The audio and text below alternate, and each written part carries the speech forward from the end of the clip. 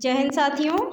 आज से हम यूपीपीसीएस प्रारंभिक परीक्षा जो कि 14 मई को प्रस्तावित है, तो उसी को देखते हुए अब तक आयोग द्वारा विभिन्न परीक्षाओं में जो भी प्रश्न पर्यावरण एवं पारिस्थितिकी वाले सेक्शन से पूछे गए हैं उन्हीं को व्याख्या सहित हल करेंगे, जिसको हम कई सारे भागों में हल करेंगे। जैसे कि आज हमने भाग 1 यहाँ पर लिया है, जिसमें हम 25 प्रश्नों को हल करेंगे। बाकी के प्रश्नों को भाग 2 में मतलब हर भाग में हम 25 प्रश्नों को समाहित करेंगे और इसी तरीके से हम पर्यावरण एवं पारिस्थितिकी विषय के सभी प्रश्नों को 3 या 4 भाग में हल कर लेंगे। तो ये एक बहुत महत्वपूर्ण भाग है जिसको हम कम समय में कवर कर सकते हैं और परीक्षा की दृष्टि से समझने में ज़्यादा इसको दिक्कत भी नहीं आती है। तो चलिए इसको देख लेते हैं। पहला प्रश्न है इसमें, निम्नलिखित में से किस कोप शिखर सम्मेलन में कार्बन क्रेडिट की अवधारणा की शुरुआत की गई। इसमें डेटिंग लिख किया है जो कि गलत मिस्टेक हो गई टाइपिंग में। इसमें कार्बन क्रेडिट की अवधारणा है जो कि क्योटो प्रोटोकॉल में निकल कर आई थी। इसमें बी ऑप्शन है जो कि क्योटो प्रोटोकॉल, इसका ये ऑप्शन सही होगा, क्योटो प्रोटोकॉल। तो इसका सही जवाब क्या है, आप टिक करेंगे इसमें क्योटो प्रोटोकॉल पे। बाकी के ऑप्शंस पे भी चर्चा कर लेते हैं। जैसे कि इसमें पेरिस शिखर सम्मेलन दिया गया है। पेरिस शिखर सम्मेलन ये कब हुआ था, सन 2015 में फ्रांस के पेरिस शहर में इसका आयोजन किया गया था, जिसे COP 21 के नाम से भी जाना जाता है। COP 21 और एजेंडा 21 भी इसी में से ये शब्द निकल कर आया कि एजेंडा 21 क्या है। तो बात करते हैं इसमें और क्या क्या बात निकल के आई। तो इसमें जो SDG के लक्ष्य निर्धारित किए गए हैं, 17 गोल्स जो SDG के बताए गए हैं, सतत विकास लक्ष्य, जो कि 2015 से 2030 तक इनको प्राप्त करने का लक्ष्य रखा गया है। ये भी इसी पेरिस शिखर सम्मेलन में सामने निकल कर आई। सी ऑप्शन है इसका नगोया प्रोटोकॉल। तो नगोया प्रोटोकॉल जापान के नगोया शहर में और आइची प्रांत में हुआ था, जिसमें आइची लक्ष्य निर्धारित किए गए जो कि 2010 से 2020 इसके लिए प्रस्तावित वर्ष रखा गया था। फिर है रियो शिखर सम्मेलन। यह सन 1992 में ब्राज़ील के रियो शहर में आयोजित किया गया था और ये सबसे महत्वपूर्ण सम्मेलन था जिसको पृथ्वी सम्मेलन के नाम से भी जाना जाता है। तो आपको याद रखना है, रियो शिखर सम्मेलन ब्राज़ील के रियो डी जेनेरियो शहर में हुआ था, इसीलिए इसको रियो शिखर सम्मेलन कहते हैं और इसी को ही पृथ्वी सम्मेलन के नाम से भी जाना जाता है। बहुत ही महत्वपूर्ण है ये सम्मेलन, याद रखना है इसको। तो पहले वाले का आंसर क्या था, आप इसको फिर से समझ लीजिए। इसका आंसर है क्योटो प्रोटोकॉल, जिसमें क्या कहा गया था, ग्रीन हाउस गैसों के उत्सर्जन को कम करने की बात सबसे पहले क्योटो प्रोटोकॉल में ही कही गई थी। कब हुआ था, सन 1997 में जापान के शहर में हुआ था। अब हम देखते हैं इसका दूसरा प्रश्न। दूसरा प्रश्न क्या है, पारिस्थितिक तंत्र के बारे में कौन सा कथन सही है। तो पारिस्थितिक तंत्र के बारे में कौन सा कथन सही है, ये है, इसमें ऑप्शन दिए गए हैं। प्राथमिक उपभोक्ता उत्पादकों पर निर्भर कम होते हैं, प्राथमिक उपभोक्ता अधिक संख्या में उत्पादक हैं, उत्पादक प्राथमिक उपभोक्ताओं से अधिक होते हैं, या द्वितीयक उपभोक्ता सबसे बड़े और सबसे शक्तिशाली होते हैं। तो इसके ऑप्शंस पे एक बार डिस्कशन कर लेते हैं कि इसने लिखा है प्राथमिक उपभोक्ता। अब पहले बात करते हैं उपभोक्ता होते कौन हैं और उत्पादक कौन होते हैं। तो सबसे पहले उत्पादक के बारे में बात करते हैं। उत्पादक क्या होते हैं, इसमें सभी पेड़ पौधे आते हैं उत्पादक में, क्योंकि इस पेड़ पौधों में क्लोरोफिल होता है और ये सूर्य के प्रकाश से अपना भोजन प्रकाश संश्लेषण की क्रिया द्वारा स्वयं बनाते हैं। तो ये होते हैं उत्पादक, पेड़ पौधों को उत्पादक कहा जाता है। इसके बाद आते हैं जो पेड़ पौधों को खाते हैं, वो उपभोक्ता कहलाते हैं, और वो प्राथमिक उपभोक्ता कहलाते हैं जो सिर्फ पेड़ पौधों को खाकर अपना जीवन निर्वाह करते हैं। पेड़ पौधों से प्राप्त वस्तुएं, जैसे कि हम मनुष्य है, अगर वो शाकाहारी है तो फल सब्जियां ये सब लेगा पेड़ पौधों से, तो मनुष्य इस किस में आ जाएगा, प्राथमिक उपभोक्ता में आ जाएगा। लेकिन वही जो शाकाहारी हैं। अब प्राथमिक उपभोक्ता के बाद इसमें द्वितीय उपभोक्ता भी आते हैं। द्वितीय उपभोक्ता क्या होते हैं, जो प्राथमिक उपभोक्ताओं का भक्षण करते हैं, वो द्वितीय उपभोक्ता कहलाते हैं। जैसे कि मनुष्य को कौन खा जाएगा, शेर खा जाएगा, भेड़िया खा गया, तो ये कौन से द्वितीय स्तर के उपभोक्ता हो गए। और जो इनको जब ये भी मर जाते हैं तो जो इनका अपघटन करते हैं वो कौन कहलाते हैं, इसमें सर्वोच्च स्तर का उपभोक्ता भी होता है, यानी कि जो इनका भक्षण करता है वो सर्वोच्च स्तर का उपभोक्ता हो जाएगा। जैसे कि मान के चलिए चील है, वो सड़े गले जीवों को खा लेती है, कटे हुए जो जैसे मांस कोई मान के चलो कोई गाय या भैंस मर गई है तो उसको चील खा जाती है, कई दिन में खा के उसको ख़त्म कर देती है। तो चील क्या हो गई यहाँ पे, सर्वोच्च स्तर की उपभोक्ता हो गई। अब बात करते हैं अपघटक। अब ये अपघटक क्या होते हैं?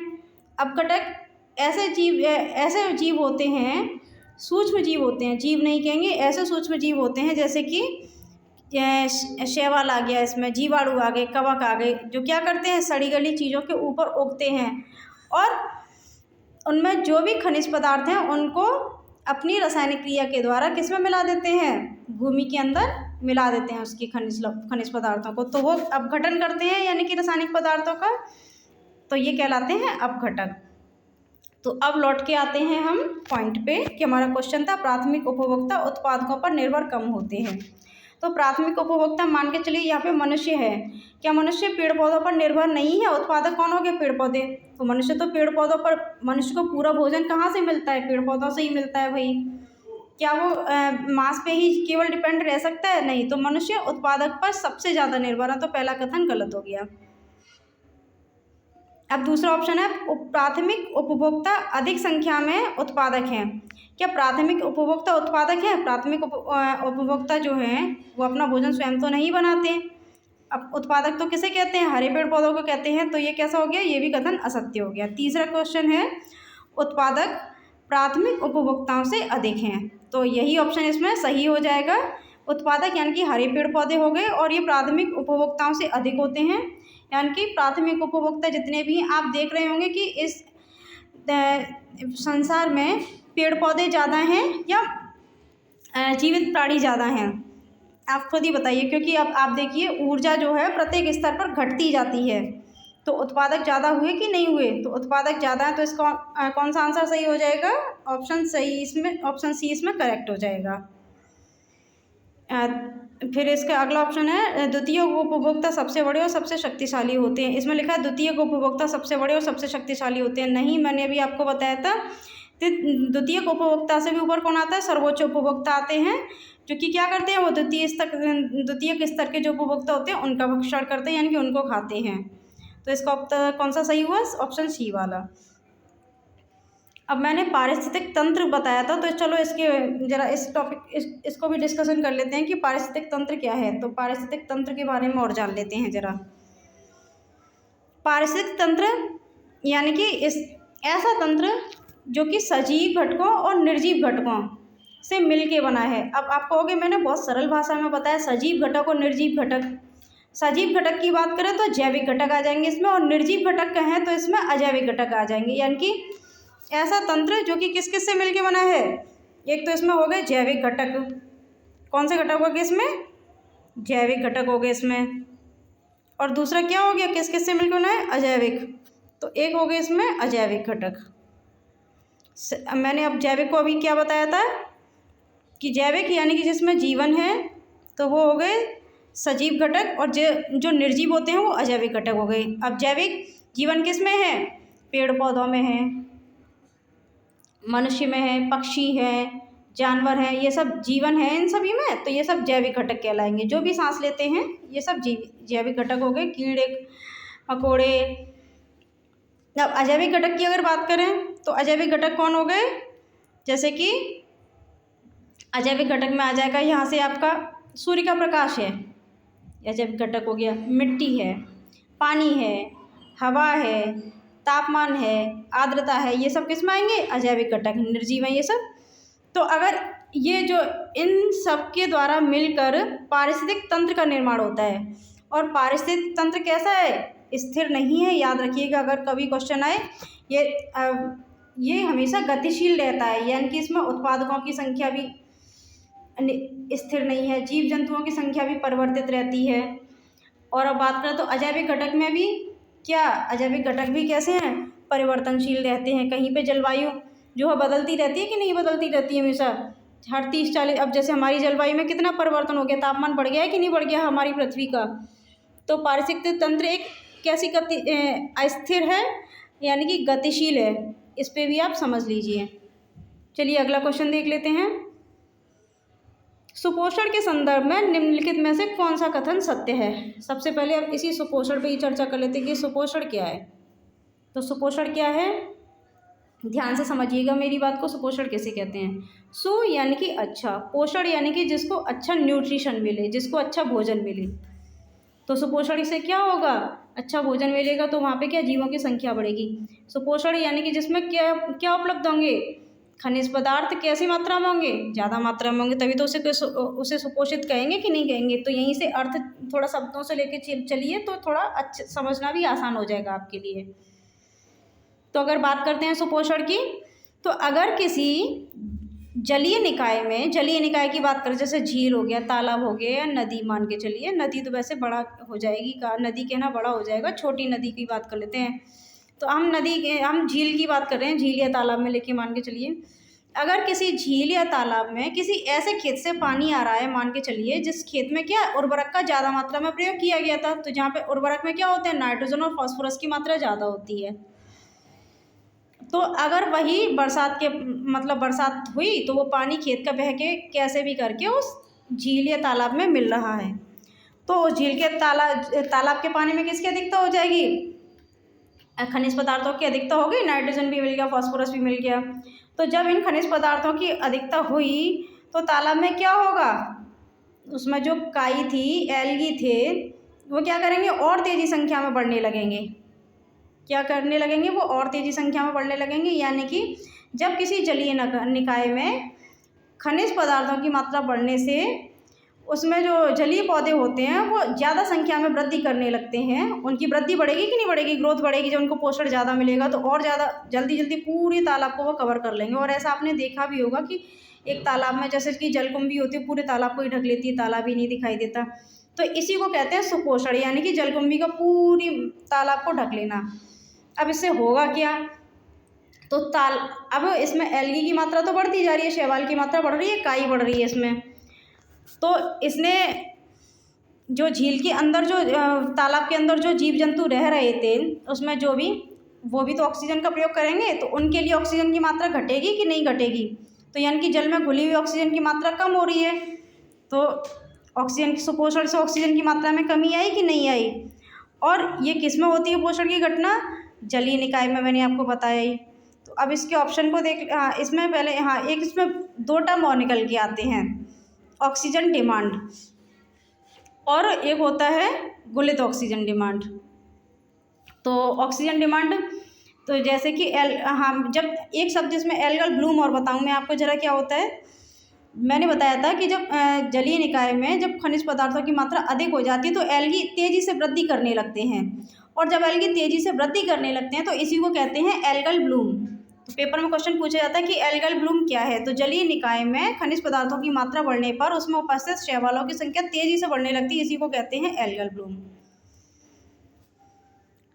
इस एल्गल ब्लूम से जो है एल्गल ब्लूम ऑक्सीजन का उपयोग करने लग जाते हैं, तो इससे क्या होता है, उनकी ऑक्सीजन की मांग बढ़ जाती है वहाँ पे। लेकिन वहीं अगर जो जल के अंदर रहने वाले जो सूक्ष्म जीव हैं उनके लिए जो ऑक्सीजन की मात्रा है वो घटती चली जाती है। सूक्ष्म जीव या फिर जो भी जलीय जीव, जैसे उसमें छोटे छोटे मछलियाँ रह रही हैं तालाब में, तो उनके लिए ऑक्सीजन की कमी आएगी, तो उनकी घुलित ऑक्सीजन की मात्रा में तो कमी होती जाती है, उसमें जो ऑक्सीजन घुली है उसकी मात्रा में कमी हो रही है। लेकिन जो सूक्ष्म जीवों के जो एल्गी है जैसे उसमें, उनके लिए ऑक्सीजन की मांग बढ़ती जा रही है, भाई उनकी संख्या बढ़ेगी तो उनके लिए ऑक्सीजन की डिमांड भी बढ़ेगी।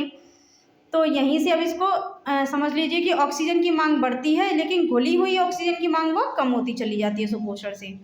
तो अब क्वेश्चन पे फिर से लौट के आते हैं, सुपोषण क्या है? तो यह एक जल निकाय में पोषण संवर्धन की घटना है। तो सही बात है, जल निकाय में बताया मैंने पोषण संवर्धन यानी कि पोषण में वृद्धि होती जाती है, तो सही बात है। तो पहला कथन इसमें कैसा है? बिल्कुल ये सत्य हो गया। फिर ये जल में घुली हुई ऑक्सीजन की कमी करता है, तो ये भी सही बात है, जल में घुली हुई ऑक्सीजन इसमें कम होती जाती है। तो दोनों कथन सत्य हो गए, तो इसका ऑप्शन सी सही हो जाएगा। अगला देख लेते हैं अब हम कि मानव गतिविधियों द्वारा संशोधित पर्यावरण को क्या कहा जाता है। तो ये तो बहुत ही सिंपल है, मानव गतिविधियाँ, तो यानी कि गतिविधियों से जन्य पर्यावरण, तो मानव जनित पर्यावरण हो जाएगा इसमें। प्राकृतिक पर्यावरण क्या होता है? प्राकृतिक पर्यावरण जो भी प्रकृति में हमें चारों ओर जो पर्यावरण मिला हुआ है जिसमें पेड़ पौधे हैं, ये सब प्राकृतिक पर्यावरण कहलाता है। आधुनिक पर्यावरण, हम अपने तौर तरीके से पर्यावरण में जो परिवर्तन कर रहे हैं वो आधुनिक पर्यावरण कहलाता है। हरित पर्यावरण इस शब्द को छोड़ दीजिए, ये तो ग्रीन क्लाइमेट, यहाँ पे जहाँ पेड़ पौधों की संख्या अधिक होती है वहाँ हरित पर्यावरण कहते हैं। अगला प्रश्न देखते हैं अब इसमें, निम्नलिखित में से किस स्थान पर अंतर्राष्ट्रीय सौर गठबंधन का मुख्यालय स्थित है। तो अब सबसे पहले डिस्कस करते हैं कि अंतर्राष्ट्रीय सौर गठबंधन क्या है।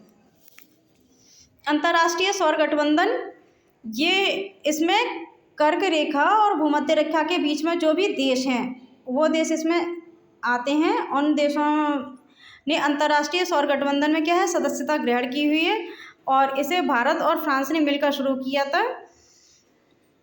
इसका मुख्यालय जो है हमारे भारत के शहर गुरुग्राम हरियाणा में है। ये आपको याद रखना है, पेपर में इससे क्वेश्चन जरूर पूछा जाता है क्योंकि हमारे भारत में हो और अंतर्राष्ट्रीय स्तर का मुख्यालय है। तो अंतर्राष्ट्रीय सौर गठबंधन का मुख्यालय गुरुग्राम में, जो कि फ्रांस ने इसमें सहयोग किया था। और इसमें कौन कौन से देश शामिल हैं, तो कर्क रेखा और मकर रेखा के बीच के जो भी देश हैं वो इसमें शामिल हैं, याद रखना है आपको। ISA international solar alliance. अगला क्वेश्चन देखते हैं अब, 100% सौर ऊर्जा संचालित होने वाला भारत का पहला केंद्र शासित प्रदेश कौन सा है। तो ये तो फैक्चुअल क्वेश्चन है जिसका आंसर है दीव। कौन सा आंसर है इसका, डी, दीप वाला आंसर इसमें सही होगा। अगला क्वेश्चन देखते हैं, निम्नलिखित घटना को उनके प्रारंभ होने के कारण क्रमिक क्रम में व्यवस्थित करें और उनके नीचे दिए गए संकेतों के आधार पर सही उत्तर का चयन करें। तो इनको तो हमें कैसे अरेंज करना है, क्रोनोलॉजिकल ऑर्डर में अरेंज करना है। तो वन्यजीव संरक्षण अधिनियम ये कब आया था, सन 1972 में आया था, जीवों के संरक्षण से संबंधित है ये वाला। जैव विविधता अधिनियम ये सन 2002 में आया है। कब आया है ये, सन 2002 में आया है ये वाला। प्रोजेक्ट टाइगर की बात करें तो ये 1973 बोलेंगे यहाँ पे इसको। और प्रोजेक्ट हाथी जो आया है ये आपका आया है 1992 में आया है।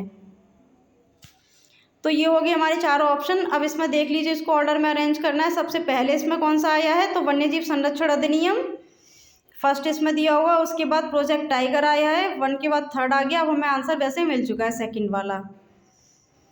इसके बाद इसमें कौन सा आया है, प्रोजेक्ट हाथी आया है और इसके बाद है जैव विविधता अधिनियम। तो इसका आंसर कौन सा इसमें सही निकला, 2nd वाला। पहले 1st फिर 3rd। अब इसके बारे में थोड़ा सा डिस्कस कर लेते हैं। वन्यजीव संरक्षण अधिनियम 1972 जो है जीवों के संरक्षण से संबंधित है, जिसमें वन एवं वन्यजीव, वन्य पौधे ये सब इसमें इनके संरक्षण के बारे में प्रावधान किए गए हैं।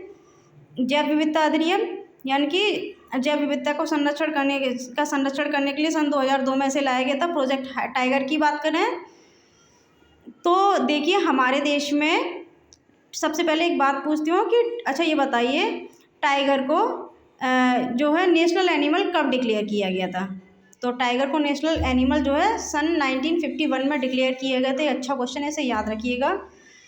हाल ही में प्रोजेक्ट टाइगर के 50 वर्ष पूरे हुए हैं सन 2023 में। तो अभी इसकी पहला टाइगर जो जनगणना हुई थी वो कहाँ से शुरू हुई थी, ये भी थोड़ा याद रखना है। कर्नाटक के मैसूर जिले से शुरू हुई थी। जो बांदीपुर टाइगर रिजर्व है वहाँ से शुरू हुई थी और वहीं पे अभी इसकी हाल ही में हमारे प्रधानमंत्री जी के द्वारा जनगणना बाघ जनगणना है इसको लॉन्च किया गया था। अब जिसके आधार पर अब हमारे देश में टाइगर की संख्या कितनी हो गई है, टाइगर के हो गए अब हमारे देश में 3167 यानी कि 3167 कितने टाइगर हो गए अब हमारे देश में।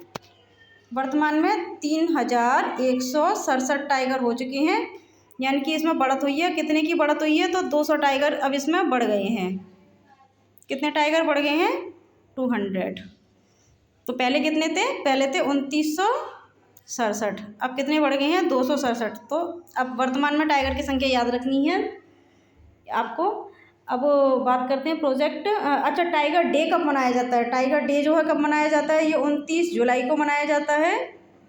कब मनाया जाता है टाइगर डे, 29 जुलाई को। और टाइगर मैन की अगर बात करें, प्रोजेक्ट टाइगर के लेके किसने पहल की थी, तो इंदिरा गांधी के समय में एक पर्सन थे कैलाश सांखल। क्या नाम है जिनका, कैलाश सांखल, जिनको क्या कहते हैं, टाइगर मैन ऑफ इंडिया भी कहा जाता है। ये आपको याद रखनी है कुछ इनके बारे में। टाइगर मैन ऑफ इंडिया किसे कहते हैं, कैलाश सांखल को कहते हैं। टाइगर डे कब मनाया जाता है? 29 जुलाई को मनाया जाता है। वर्तमान में हमारे देश में टाइगर की संख्या हो गई है 3167, यानी कि 200 टाइगर अब बढ़ चुके हैं। अच्छा, अभी हाल ही में 100 टाइगर को दक्षिण अफ्रीका से लाने की बात की गई थी। इसमें से अभी 8 जो टाइगर थे वो कहाँ से लाए गए थे? नामीबिया से लाए गए थे, और जो है 12 टाइगर दक्षिण अफ्रीका से लाए गए थे। ये भी कुछ क्वेश्चन है, इन्हें को याद रखना है आपको। अब प्रोजेक्ट हाथी के बारे में अगर बात करूँ मैं, तो प्रोजेक्ट हाथी को सन 1992 में शुरू किया गया था, और हाथी को विरासत पशु घोषित किया गया सन 2010 में। ये भी आपको याद रखना। हाथी क्या है? हमारा हाथी जो है विरासत पशु है। क्या है हाथी? हमारा विरासत पशु। आपको पता होगा ना, पहले राजा महाराजा थे वो हाथियों पे जाके ही युद्ध अपने लड़ते थे। विरासत पशु था। कब घोषित किया गया विरासत पशु? सन 2010 में। और हाथी दिवस कब मनाया जाता है? तो 12 अगस्त को मनाया जाता है। ये भी आपको याद रखना है।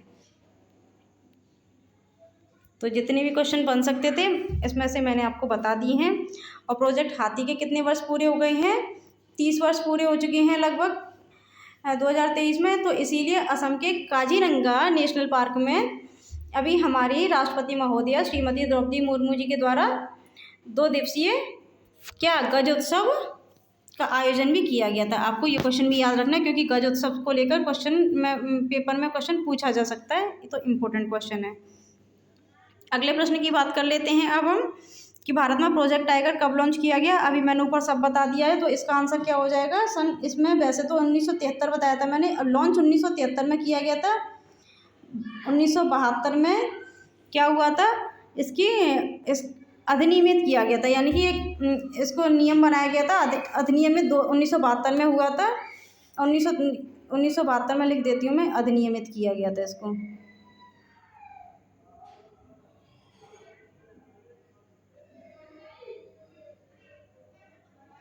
अधिनियमित हुआ है, ठीक है। और 1973 में ये लॉन्च हुआ है। तो ये थे हमारे कुछ क्वेश्चंस, नहीं ये कुछ फैक्ट इसके बारे में। अब अगला प्रश्न देखते हैं हम। चलिए, अगला प्रश्न है, ये फैक्चुअल क्वेश्चन है। समुद्री जैव विविधता के लिए भारत का पहला राष्ट्रीय केंद्र किस शहर में स्थित है? तो ये तो गुजरात के जामनगर में है। इसको आपको याद रखना है ऐसी। क्या है इसका आंसर? गुजरात के जामनगर में। तो जामनगर पर टिक कर देंगे हम इसमें। अगला है, दचिगम राष्ट्रीय उद्यान में किससे संबंधित है? राष्ट्रीय उद्यान, दचिगम राष्ट्रीय उद्यान जो है ये कहाँ पे है? दचिगम राष्ट्रीय उद्यान जम्मू एंड कश्मीर में है। किसके लिए प्रसिद्ध है? तो कश्मीरी हिरण के लिए प्रसिद्ध है। आपको याद रखना है। अगला प्रश्न है, विश्व जैव विविधता दिवस कब मनाया जाता है? तो विश्व जैव विविधता दिवस जो है ये मनाया जाता है आपका 22 मई को। बहुत ज़्यादा पूछा जाता है ये, आपको याद रखना है। और 16 सितंबर, जैव विविधता दिवस 22 मई को हो गया, और 16 सितंबर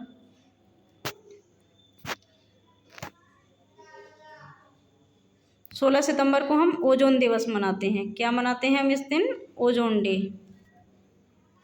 क्योंकि 16 सितंबर 1987 को कनाडा के मॉन्ट्रियल शहर में एक प्रोटोकॉल हुआ था, जिसको मॉन्ट्रियल प्रोटोकॉल के नाम से जाना जाता है।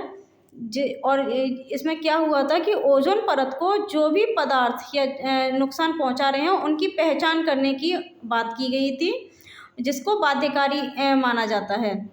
ये सभी देशों के लिए बाध्यकारी था। तो 16 सितंबर को ही हस्ताक्षर किए थे सभी देशों ने, तो इसीलिए 16 सितंबर को हम ओजोन दिवस के रूप में मनाते हैं। मॉन्ट्रियल प्रोटोकॉल 1987 से संबंधित है ये। इसमें इसकी अवधारणा निकल के आई थी ओजोन दिवस की, याद रखना है आपको। और ओजोन होती क्या है? ओजोन के बारे में अगर बात करें तो ओजोन जो है समताप मंडल में पाई जाने वाली एक गैस है, जो कि सूर्य से आने वाली जो पराबैंगनी किरणें होती हैं उनसे क्या करती है? रक्षा करती है। जैसे कि मान के चलिए ये है हमारा, ये वाले हमारा ट्रोपोस्फियर है और ये हमारा स्ट्रेटोस्फियर। तो इसमें यहाँ पे बात की जा रही है ओजोन की। यहाँ पे ओजोन गैस है, ये नीचे है ट्रोपोस्फियर यानी कि क्षोभ मंडल, और ये है ऊपर स्ट्रेटोस्फियर। तो अगर देखो ओजोन गैस हमारे लिए लाभदायक भी है और नुकसानदायक भी है। अब ऐसे कैसे समझेंगे लाभदायक और नुकसानदायक है? तो अगर समताप मंडल में ओजोन गैस पाई जाती है तब तो ये हमारे लिए लाभदायक मानी जाती है, और अगर यही ओजोन गैस जब क्षोभ मंडल में पाई जाती है, यानी कि अगर ये यहाँ पाई जा रही है यहाँ, तो ये कैसी है? हमारे लिए नुकसानदायक है, क्योंकि जो पृथ्वी की जो पृथ्वी से कौन सी किरणों का उत्सर्जन पार्थिव विकिरण होता है वो दीर्घ तरंगों के रूप में होता है। तो ये दीर्घ तरंगों को वापस जाने से रोकती है, जिससे क्या करती है? ग्लोबल वार्मिंग को और ज़्यादा बढ़ाती है। ग्लोबल मतलब पृथ्वी के तापमान को बढ़ाती है। इसलिए अगर ट्रोपोस्फियर में ओजोन गैस होती है तो ये हमारे पर्यावरण के लिए हानिकारक होती है, लेकिन जब यही किस में होती है? हमारे स्ट्रेटोस्फियर में होती है तो ये हमारे लिए लाभदायक है। तो ओजोन परत सबसे ज़्यादा किस में पाई जाती है? समताप मंडल में अगर आता है तो इसमें टिक कीजिएगा। अब 22 मार्च को डिस्कस कर लेते हैं। 22 मार्च क्या है? तो 22 मार्च को क्या मनाया जाता है?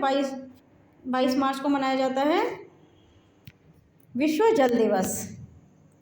क्या मनाया जाता है? जल दिवस।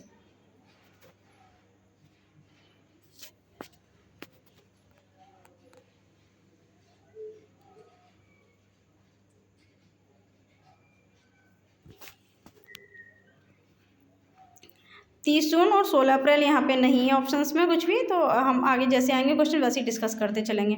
तो जैव विविधता वाले का आंसर कौन सा सही था? जैव विविधता दिवस 22 मई को मनाया जाता है, आपको याद रखना है इसको, 22 मई। ओजोन की अधिकतम सांद्रता अभी मैंने डिस्कस कर लिया है, किस में पाई जाती है ओजोन की अधिकतम सांद्रता? अभी मैंने बताया था समताप मंडल में। इसमें ये वाला उत्तर सही हो जाएगा, स्ट्रेटोस्फियर। इसमें कौन सा आंसर सही करेंगे आप? तो स्ट्रेटोस्फियर को सही कर दीजिएगा। अगला क्वेश्चन है हमारा, ग्लोबल वार्मिंग के परिणाम स्वरूप ग्लोबल वार्मिंग के कारण निम्नलिखित में से किसकी आवृत्ति और तीव्रता बढ़ रही है? तो इसमें ऑप्शन दिए केवल चक्रवात, केवल तूफान, केवल हरिकेन या उपरोक्त सभी। तो जैसा कि आप जानते हैं ये सारे जो चक्रवात, तूफान, हरिकेन ये सब अपने आप में क्या है? यही तो चक्रवात या तूफान के नाम है। हरिकेन किसको कहते हैं? हरिकेन किससे कहते हैं? अमेरिका में क्या कहते हैं? इस चक्रवात को हरिकेन कहते हैं। चक्रवात कहाँ कहते हैं? भारत में कहते हैं साइक्लोन। तूफान भी यहीं भारत में कहते हैं। हरिकेन कहाँ कहते हैं? अमेरिका में कहते हैं।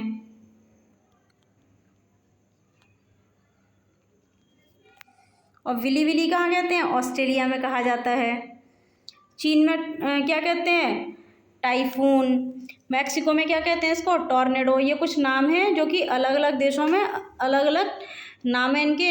इन नामों को आप नोट कर लीजिएगा। मैं एक बार फिर से रिपीट कर दूँ। भारत में तूफान या चक्रवात कहते हैं, अमेरिका में इसको हरिकेन कहते हैं, ऑस्ट्रेलिया में इसको विली विली कहते हैं, चीन में टाइफून और मैक्सिको में टॉर्नेडो कहते हैं। तो ये सभी जो है इनकी आवृत्ति बढ़ती जा रही है। आप देखते हैं कि हर बार कहीं ना कहीं, कभी बंगाल की खाड़ी में तो कभी अरब सागर में, तो पता चलता है कभी मैक्सिको की तट पर ये तूफान आते ही रहते हैं, दक्षिणी चीन सागर में। तो ये क्यों? ग्लोबल वार्मिंग जैसे जैसे बढ़ रहा है वैसे ही इनकी आवृत्ति भी बढ़ती जा रही है। तो इसका उत्तर क्या हो जाएगा?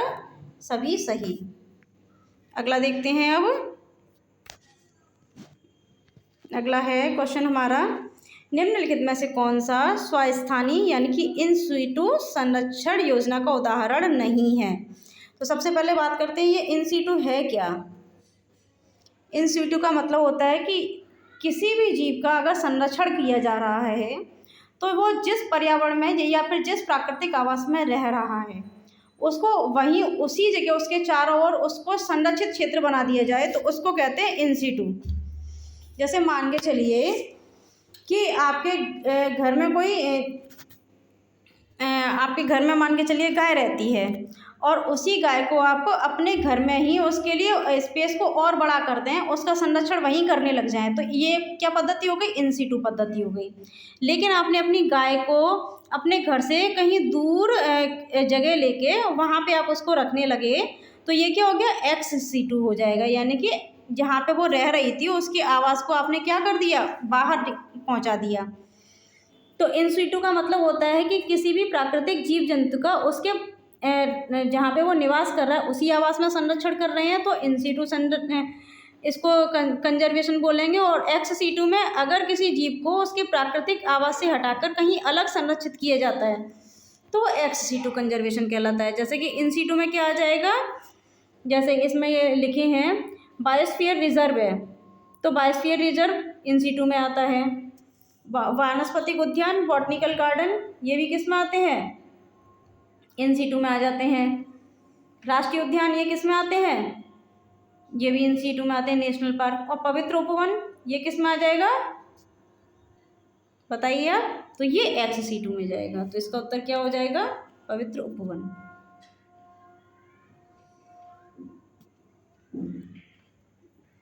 अगला क्वेश्चन देखते हैं, किस दिन को पर्यावरण दिवस के रूप में मनाया जाता है।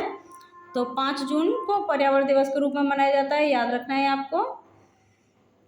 ये तो फैक्चुअल क्वेश्चन है, ऐसे ही याद रखिएगा इसको। अच्छा अब ये बताइए मुझे 21 जून को किस तिथि के रूप में मनाते हैं। 21 जून सबसे बड़ा दिन होता है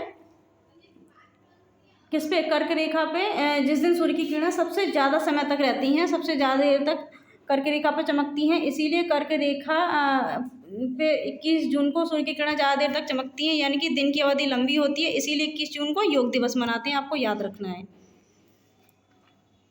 अगला है, निम्नलिखित में से कौन से पर्यावरण के अजैविक घटक हैं।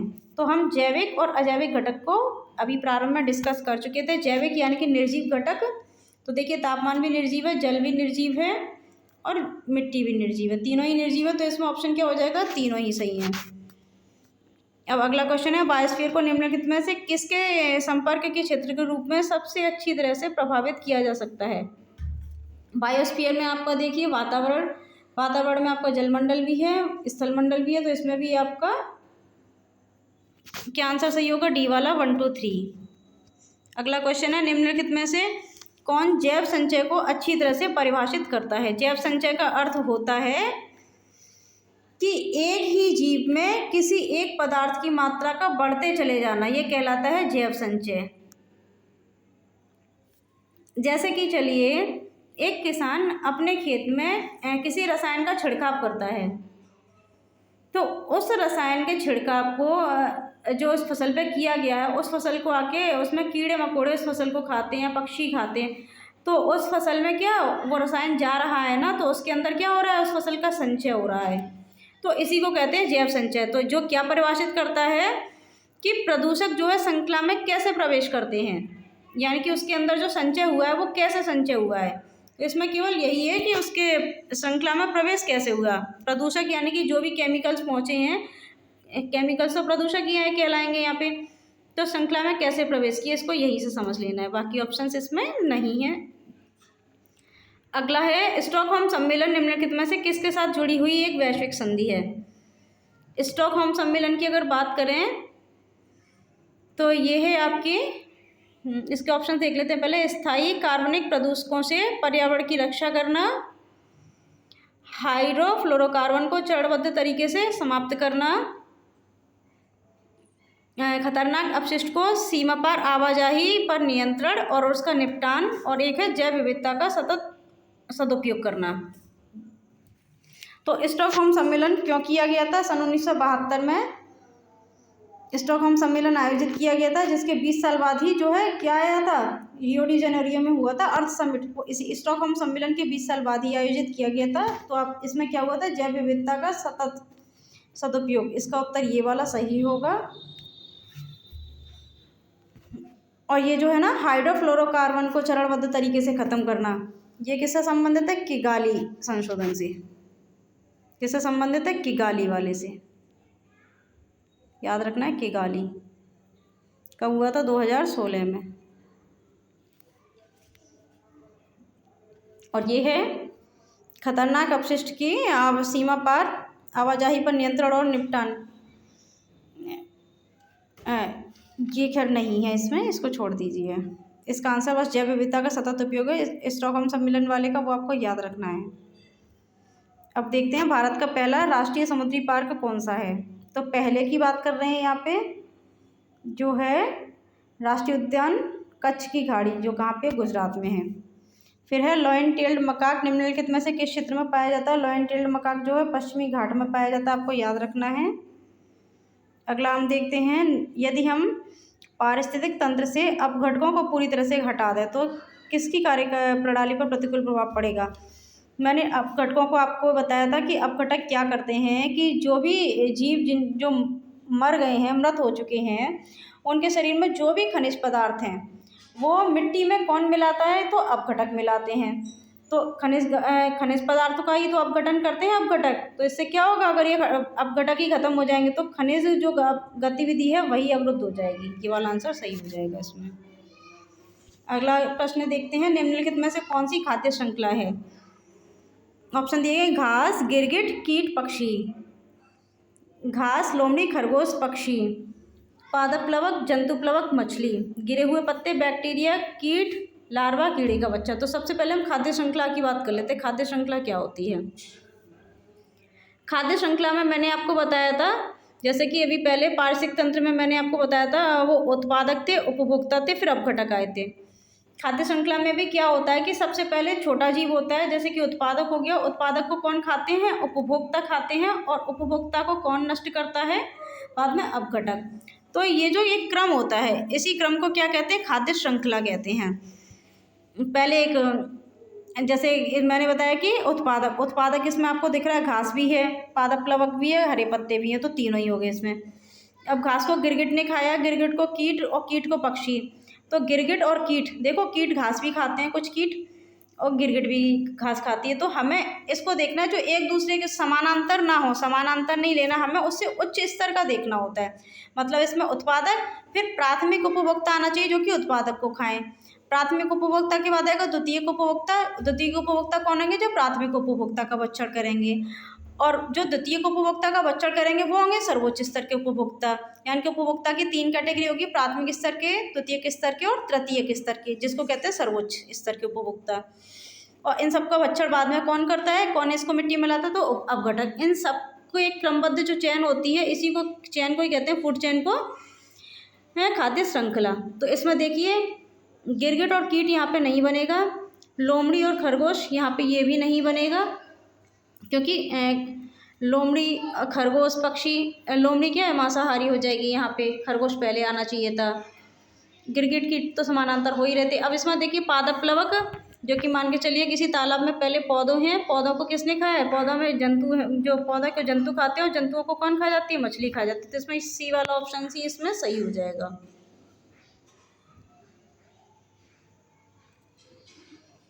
गिरे हुए पत्ते, इसको बैक्टीरिया खाएंगे पत्तों को, आप ही बताइए जरा।